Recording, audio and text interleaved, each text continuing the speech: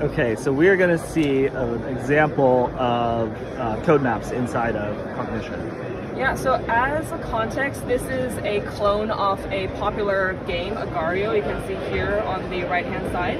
And this code map is a visual representation of a specific feature within this repo. So in this case, it's the game state management system. You can click through parts of this diagram and you can see that it's actually taking us to that part in the code. You can also toggle between this diagram view and text view.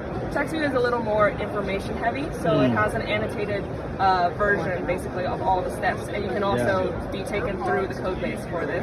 Wow, that's awesome. Yeah, and you can also chat with a specific step in here. So if I just say explain this, it's going to reference that specific step to Cascade and then have Cascade answer whatever question that you have. Okay, I have a very niche specific question for you.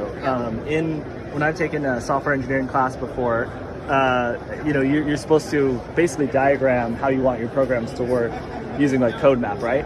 Can you start with the planning phase with a Codemap and then reverse engineer the code from that point? So I'm assuming you mentioned asking maybe Cascade whether or not you want to do some specific edits or planning out the whole system. Yeah, more like planning out the system from the beginning, right? So what you can do is mention a code map here in Cascade. So if you reference, say, the game state management system that we just saw here, then you can say I want to edit specifically the collision detection system.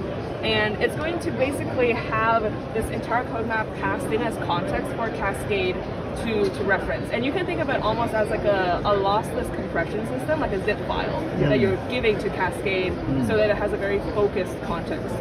Wow, that's awesome. So basically now it's asking you what specific aspects you want to edit. Cool.